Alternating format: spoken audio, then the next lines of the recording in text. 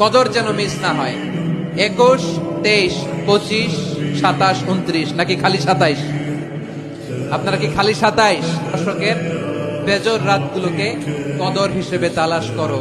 আল্লাহর হাবিব সাল্লাল্লাহু আলাইহি ওয়াসাল্লাম শেষ 10 দিন টানা ইবাদত করতেন, টানা ইবাদত। ইদা জাআল আশরু আহিয়াল লাইলা আইকাদা আহলা ওয়া জাদ্দা ওয়া শাদ্দাল মিজার। সারা রাত জেগে ইবাদতের নজির নবীজির নাই, শুধু রমজানের শেষ দশক ছাড়া। সুবহানাল্লাহ বলেন।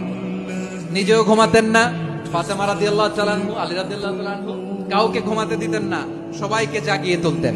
আমরা সারা রাত জেগে ইবাদত করব, রাজি আছেন তো?